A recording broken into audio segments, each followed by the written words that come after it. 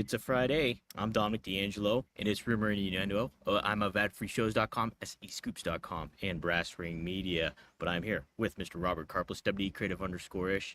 But the question I need to ask Robert today is, Robert, are you ready to talk Billy in the Roku? No, maybe we'll see. It'll come up. But No? if we have time for it at the end of the show today, maybe we will get to the exciting NWA news. But there appears to be, from some of the comments here, exciting news involving Mr. Rob Van Dam. That's correct, Robert. Yesterday, Katie Forbes and RVD announced that Katie is pregnant with baby RVD. Wow, Yep. that is huge news. Mazel tov to Rob and Katie. I guess there goes the myth that marijuana affects your sperm. There you go. Hey, dispelling all types of rumor and innuendo on One of a Kind with RVD. Check it out on RVDTV.com, by the way.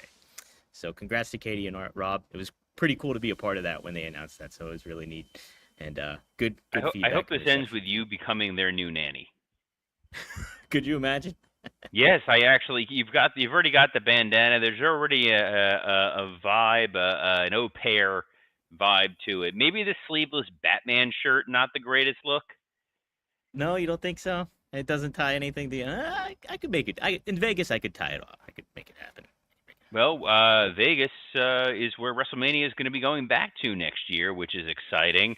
Dom, are we going to get a working stiff rumor and innuendo live reunion? I don't see why not, right, Robert? We could make it I, happen. look. I think we could find a way to make this happen potentially. We'll see. You know, it's one of those things. Mania going this past year was a blast. The entirety of the weekend was super fun. Um, the price point for Mania in and of itself, it can be a little crazy. That's the question. I don't know if we talked about this on here, but I've been talking about it a lot on other shows as well. Is WWE ultimately pricing itself out of a fan base, or do you think it's a savvy move to like be going back to Vegas, kind of having them almost what it seems like a residence there for WrestleMania, but then yeah, and just the high ticket prices in general. Is this an issue that WWE should kind of be cautious of a little bit, Robert? No, because I think that people have learned WrestleMania is worth the price point. You know, it's one thing if they would have charged what they would have charged and people would have gone and it would have been a totally lackluster show and experience. I think WrestleMania is sort of at that level of the Super Bowl. You know, the Super Bowl is not an approachable event for your everyday casual fan. Now, part of the reason the Super Bowl is as pricey as it is there is the corporate element. A lot of companies will buy tickets for the Super Bowl, so they don't really care about what the price point is. You and I can't just generally walk in off the street and buy Super Bowl tickets at a reasonable price. You're going to be spending a pretty high premium for it, but you don't really care who's in the game. You just want to be there for the overall experience. And what WWE built this past year for WrestleMania was a Super Bowl like experience. I was part of the Super Bowl when it was here in Miami in 2007, I believe, and they really took over the entire city. The convention centers, the hotels, the downtown, all the displays on hotels and billboards, everything was Super Bowl. Everything in Vegas was WrestleMania. From the minute you got off the airplane, literally waiting in baggage claim, and I'm hearing John Cena's theme music, and there's a giant statue of the WWE title in the lobby of the airport. You're like, hey, this is all WrestleMania. There were a lot of shows that were taking place, and you know, you yourself, you went out to Vegas, you were there for all the festivities, you didn't even go to Mania itself, yet you had a complete 5-day immersive wrestling experience. That's what Vegas is excited about, that there's going to be 115,000 people across 2 days who are going to go into Allegiant Stadium and they're going to experience Mania live. There's going to be countless other folks who are going to go fly into Las Vegas who may buy tickets to go to SmackDown or Raw. They're going to go to the GCW shows. They're going to go to the convention center for the WWE World event. They're going to go to the other WrestleCon event that's going on. There's tons of indie shows all over the place. It is like wrestling Disney World. And I think that's what was so appealing to Vegas. and what Nick Khan was able to lean on. The most startling stat that I saw this week from this previous run is on Thursday of WrestleMania, there was merchandise that had already sold out at the WWE World. Like that is unheard. Now, part of that is the folks running the Fanatic side are clearly incompetent. Um, but the other side of that is people showed up early. They showed up willing to spend money, and Vegas was more than happy to take our dollars, Dom. Well, to your point, Robert, I went to get like some sort of. I was gonna get it like the one of the John Cena towels just as like kind of like a little souvenir thing. They were long gone, and they told me too that they were gone like that Thursday or that Friday of that weekend. So I mean, pretty nuts to think about. we waited until we got to the stadium to buy any kind of merch whatsoever. So it was a more limited pool. But what we were interested in was the the I was there kind of WrestleMania stuff. There wasn't a particular. I wasn't going in saying, "Man, I really got to get a Yeet shirt." Yeah. And No, by the you way, really? I do want to point out, we had talked about Jey Uso losing the world title on Raw, and I said, both here and on Working Stiff, my guess, my prediction, where my crystal ball was leaning me was they want to do Gunther versus Goldberg, and Triple H has basically hinted now that the idea is I want Gunther versus Goldberg, basically title versus career. That's fantastic. Yeah, I'm all for that, Robert. I like the dynamic between him and Goldberg that they teased a little bit, and I think I've said this before. I'm a huge Goldberg mark just from way back in the day, so I like it a lot.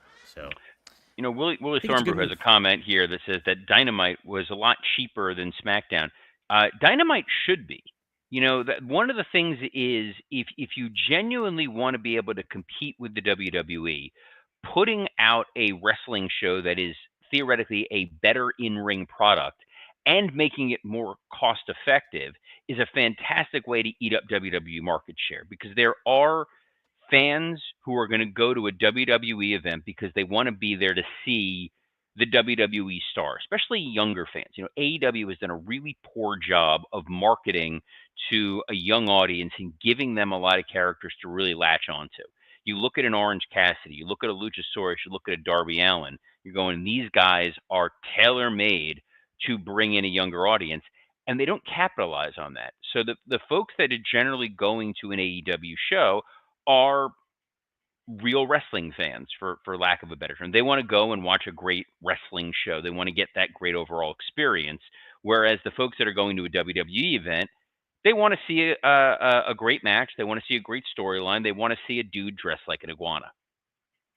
Speaking of Robert, I'm gonna jump into this because it leads me to another topic. I have this later on down in the rundown, but I'm gonna tackle it right now.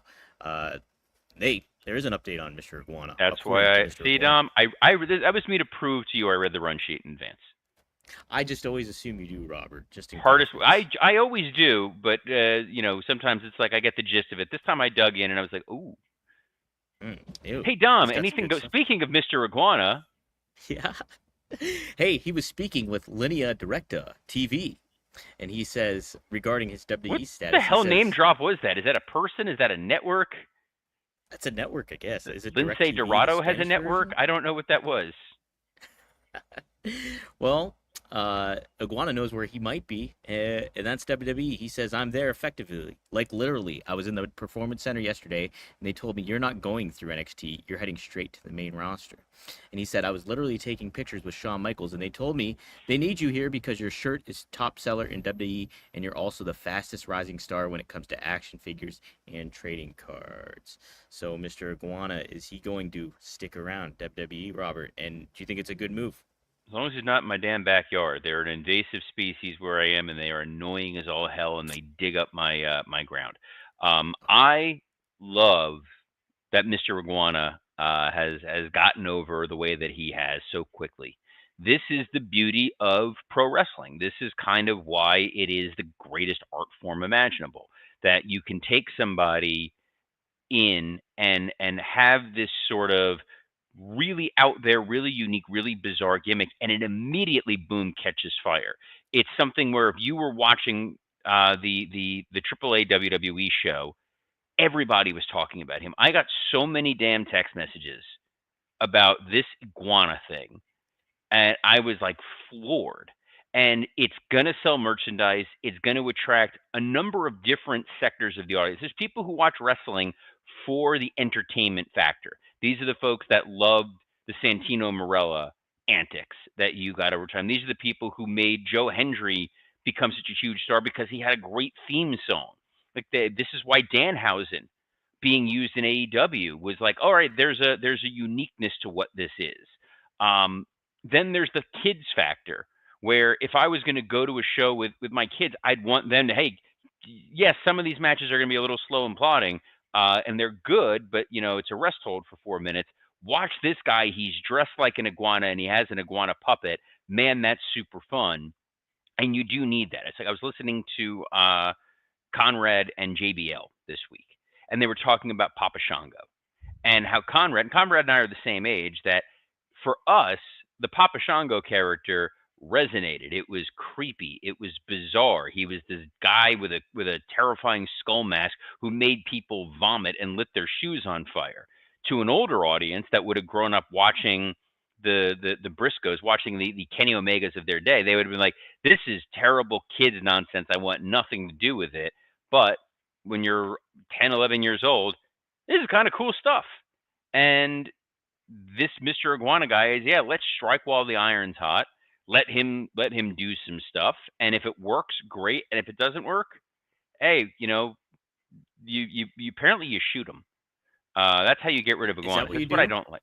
I hate this. Yes. So we had an iguana in the backyard. It was like digging up under the patio, and we called one of these iguana companies that advertised. And like, hey, what do you do? Do you trap? I'm like, no, you have to shoot them. I'm like, yeah, we're not shooting an What? iguana. That's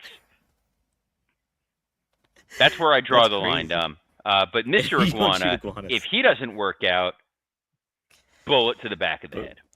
Old Yeller style, man. Yes. Hey, Um, so if you look at Mr. Iguana with his mask off or his paint off, he looks like a Los D'Angelo brother. It's true. I don't doubt that for a minute. Your inner iguananess is right there. But no, Mister, I was going to segue. You, I can't Well, curse for on. before we do Let that, me. before you segue, I was gonna ask. So when I was watching him at When Worlds Collide, it made me think about like I think this kind of proves that Orange Cassidy could work in the WWE ecoscape. Do you agree with that, or do you Oh, think? 100%. The Yeah. Orange Cassidy is a license to print money. Yes. The lack of that. This is where my frustration comes from. Our good friend Mr. Anthony Khan. Mm, Because when I first saw the Orange Cassidy gimmick, when working for a company we don't ever talk about on this show, it was shown to me by Yuta. Yuta was like, "Have you seen Orange Cassidy?" And I was like, "I don't know what that is." And he showed me videos of this guy, and I'm like, "Oh, this is insane. I kind of like this."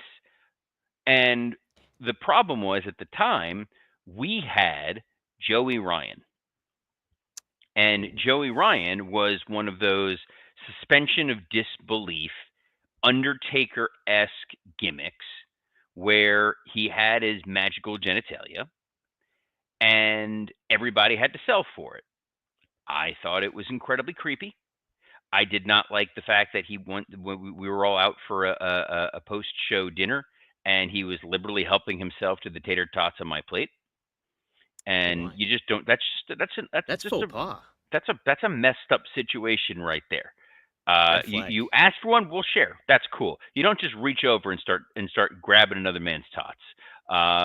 And that's from what I understand, the worst thing Joey Ryan's ever done. I haven't Googled that, but we were told, yeah, we can't bring an Orange Cassidy. We already have a thing.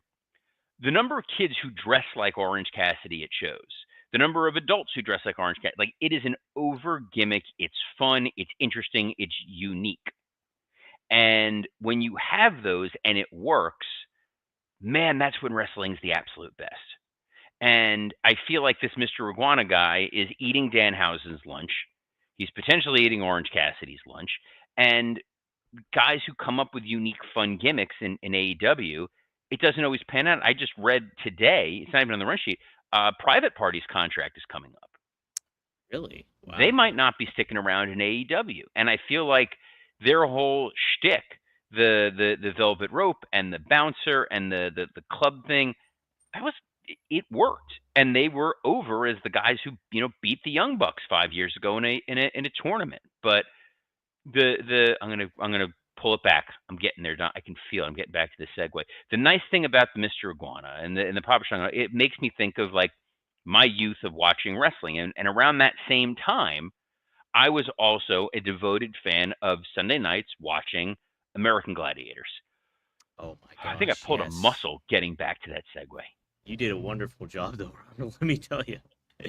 Because, yes, there are some pro wrestling tie ins to this current rendition of American Gladiators. Not only is The Miz hosting it, but, Robert, we have some names in the mix for your new Gladiators. Is it Leading Turbo and Thunder and Nitro.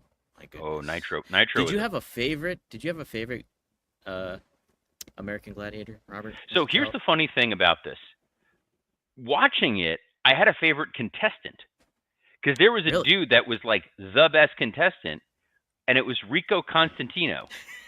It was. So when he became Rico, like I marked out and I was like, oh my gosh, it's Rico from American Gladiators. And now he's a thing. Nitro was a badass. That was a dude you did not want to mess with. Yeah, yeah, he was. I had the There was action also figure a of deaf Nitro. one named like Siren, which I thought was like very funny. Oh, Wow, Gemini that's like Wrestling kind of Ultimate. means That's a good Gemini. one. He was great. Gemini was awesome too. Shout And it out to was that. also fantastic because like Mike Adamle and Larry Zonka were fantastic as commentators. They were really good. Yeah. Um, what else was I gonna? Oh, I always tie in American Gladiators with Parker Lewis Can't Lose because that was. I think Parker Lewis was on before American Would have Gladiators been on after USA American Network. Gladiators are at 7 o'clock. Okay. Oh, it was. Oh, thank you, thank you. This So is why I'm shout here. out to Parker Lewis Can't Yes, Lose. that show it was great, and then but you watch it now, and it's a tough show. That like It's like my favorite was the one. It was like the big hamster wheels that they had to spin. It yeah, was yeah. That's a tough one. amazing. That and I had a kid as a kid. Like I always had a fear of like when they would shoot them with tennis balls, and I felt Oh, like I love that would that. really hurt getting hit with it. I And they'd show love it and they that. get like welts, and I'm just like, no, that wasn't as bad. We're on a tangent. I don't care. It's Friday, guys. SmackDown's on tonight. The things will happen on SmackDown. You'll watch. Will be good. Legends of the Hidden Temple is the most terrifying thing I've ever seen in my entire life. And I went to law school with a dude who was on Legends of the Hidden Temple, and he was a purple parrot. But that thing, like if you showed this now to people, social services would come and take those children away. Like we're like, okay, you're going to sit in this chair in this temple, and then a grown man is going to jump out from behind and grab you. No, it's a They made hard it no. intentionally hard to win that though. They made it like very impossible to win that sometimes because I think they didn't have enough prizes or something. That's Is very what I remember. possible. Ron Ward points out, I never saw anyone take a tennis ball to the groin. No, sadly, no Hans Mole Man football to the groin happened on American Gladiators. Maybe there. I haven't YouTube that. Maybe you can, but more importantly, whoa, Wrestling Old Head says Parker Lewis Can't Lose was I superior to the agree. Ferris Bueller TV show. Um, all due respect, both of them terrible.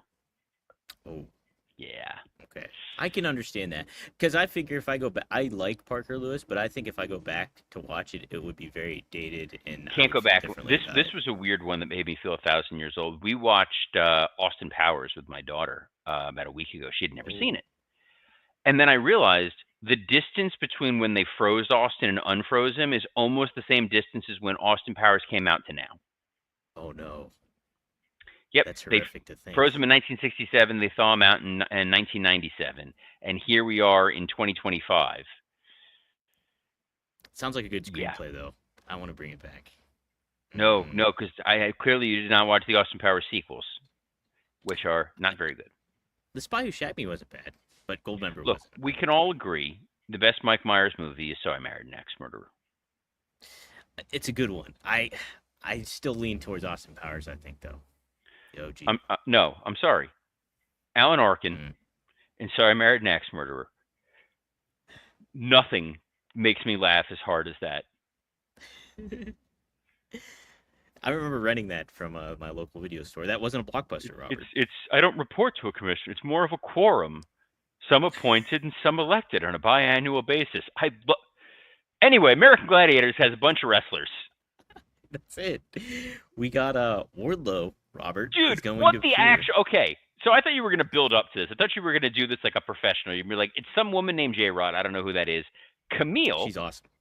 Hmm. who apparently that's where Camille is. Rick Boogs, who good for Rick Boogs for still being alive. And Wardlow, Yes. dude, we were talking about Wardlow as the next AEW World Champion. We were talking about Wardlow as the guy that they're going to build the company around. We were talking about Wardlow as the guy that Hunter's going to open up Fort friggin' Knox and sign him, and this guy's going to be a future world champion, feuding with Jacob Fatu and Braun Breaker and Seth Rollins, and instead he's an American Gladiator. I could see this though being a segue into WWE though, Robert. It could be, but like, what does this say? This is where I'm mad. Like, I'm already Go pissed get about heated. Darby. Darby Wait, going what to go. pisses you off? Darby going to go climb Mount Everest when he's in the middle of what's theoretically his main event title run Yeah. is baffling. Baffling. Like, it's clear. Like, here's where my priorities are. My priorities are not being a wrestler. When they're like, I mean, Karrion Kross is like willing to sacrifice Rob Van Dam's firstborn for his own push.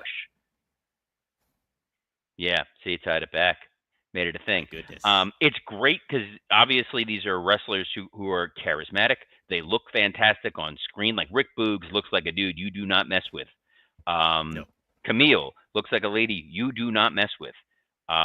J Rod is someone I don't know who She's she good. is. I'm sure, according to Dom, she's good, but according to Dom, Lady Frost's husband was good, and we saw what happened there. Why? He's gonna lose to my brother though. Mark my words. When is that match It's gonna happening? happen. June 21st, The Last Stand IWC on Triller TV. Everyone, Way to plug that, I'll Dom. call the action. I'll call the action. Oh, you're on commentary? I'll be on commentary. Heck yeah. Can you be a fair and unbiased commentator? Absolutely, Robert. I went to school for all this. I am a That's what right makes down this the middle so journalist. sad. That's the kids. Look at what you can become, everyone. Sitting outside in a shirtless Batman, sleeveless Batman T-shirt, saying you're a journalist. By the way, speaking of You that, know. I just got it. I went to go pull up the run sheet email again. I accidentally clicked out of it, and I saw I got an email from Spotify to let me know that the Wallflowers are going to be playing a concert in my area. All right. Is You gonna it? go? Is it? I mean, is it just one headlight for an hour? Maybe 3 Marlenas too. They That's could the play only other that. song I could have thought of, and that's a deep cut. That is a deep cut. But sometimes you want to see them play the hits, and tonight on SmackDown, they're going to play the hits. We're going to hear from Naomi. We're going to hear from Jacob Fatu. We're going to hear from John Cena. That's right. Man. 3 hours. 3 hours. Is that 3 hours? It's 3 hours SmackDown. We're Could 3 not hours believe every week now, Dom. Oh my God, you're right. Holy Yes. smokes. This is what happens if you And then don't we watch got SmackDown live, which I will not be doing. Did we talk about the King and Queen of the Ring tournament stuff? Do you like the Fatal 4-Way setup for all that? I do because I liked the triple threat stuff going into the Money in the Bank match. I think the four-way matches are really good. It's become a good way to kind of fill time, and when they have a motivation of reasons to compete, then you can wedge other stories in there. It's something WWE does well, and it will fill up time. And Ron Ward, how dare you? He said the Wallflowers have hits. You learn something new every day. One Headlight is a tremendous song, and it's Yes. also great in that the scene in the King of Staten Island movie with I need to see that Mike still. That's Lawrence's with Bill friend Burr, Pete right? Davidson and Bill Burr. There's a scene where they sing the Wallflower song the way that everybody on the planet sings it, where they only know very specific parts of that song. That's it. Yeah. It It's a is good one of those song. tunes. It It is is a good that, tune. and like Counting Crows, Mr. Jones is one of those where it's like if you're at a karaoke bar and you can bust that out, that's a good. Do you have a go? You feel like the kind of person who has a go-to karaoke song. I do, Robert. I God, do. I knew it. I knew you lit up like a tree. I have a couple actually. It's 3 a.m. by Matchbox 20, Awful. and yes, and Yes. then Never Let You Go by Third Eye Blind. There's no way you're hitting those falsettos. Oh, I hit it, baby. I hit Take on Me, baby. Wow. hmm That's how I made college friends. Was I walked into a dorm room and they were playing Take on Me, and I started. I hit it. I hit the note. Boom. Off to the races. Friendships made. There's a great cover of Take on Me. I believe it's Real Big Fish. Oh, It's quite I think you're right. fantastic. Ron Ward says we need a drunken karaoke episode of Rumor and I. Of Rumor and I. Oh Rumor and yes. Innuendo. I turned it into With Rumor and Nail and I. I. I turned it into With Nail and I. Which have you seen that film? No, It's Real Big Fish. I was right. Yes, the Oh Real Big Fish cover of Take on Me is great. Cammy Star throwing a little Bowling for Soup. Bowling for Soup. yes. Underrated great album. Their first album, Drunk Enough to Dance. Every song on there is truly a hit.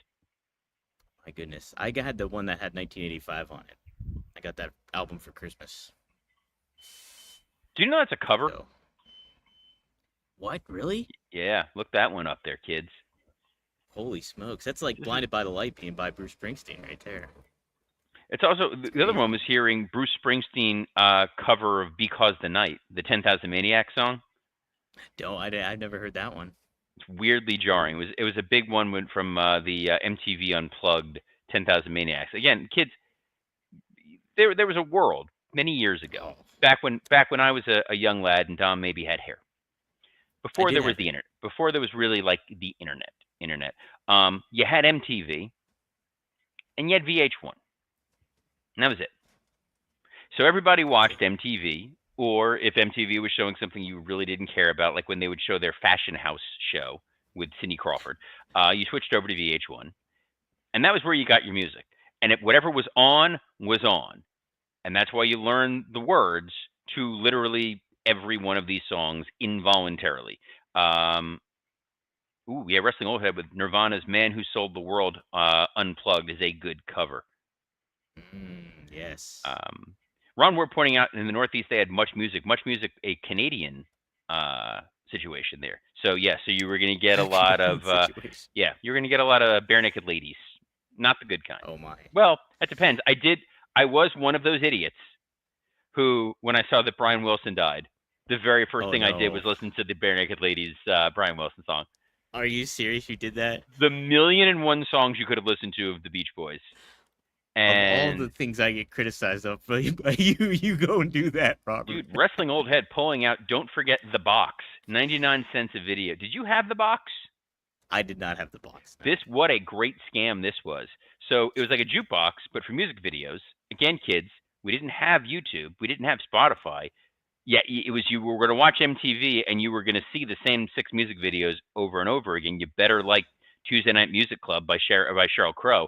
Um, But if you ordered a music video on the box, you would get to watch. They would play, and everybody would watch the same channel. The amount of times they played Tyrone by Erica Badu. Oh my. I am not probably the target audience for Erica Badu and that song That's Tyrone. Do I know every word to that song? You damn right I do. Will I ooh. ever sing it in public? Never. Robert, do you have a karaoke song of choice? I'm a terrible singer. That doesn't matter though I with karaoke. yes, I can do Alphabet Aerobics by Black Alicious. Okay. That might happen in Vegas, Robert. WrestleMania 42. We Is it we no? could Is we could make that happen. I, I'm down for it. Yes, let's make some plans already. All right, this was our show. There was so much else on this run sheet. I apologize. We don't even have time to get to the Billy and Roku news. Dang it. Dang it! Poorly planned. Terribly sorry. We will get to it next week. Quick housekeeping updates. If you are a working stiff listener, the main episode is up now. Myself and Scott Chaplin talk Money in the Bank, Worlds Collide, Raw. The Patreon that Scott Chaplin and I recorded is up, right, Dom? It will be right after this. Recorded it yesterday. It was ready to go. I Myself and know. Scott Chaplin talk the 4 hours of AEW programming. We go in depth. We talk about Beast Mortos for more time than you could possibly imagine. But I'm not going to waste any more time because Dom needs to get this up because I already posted on the Facebook group that it was up, and they're going to be like, "Where is it, Dom?" They're going to get mad at him. We don't need that to happen. So, on behalf of Rob Van Dam's new au pair, Dominic D'Angelo, I'm Robert Karpolis. Best of luck in your future endeavors. Mr. Nanny or Mr. Iguana, you choose.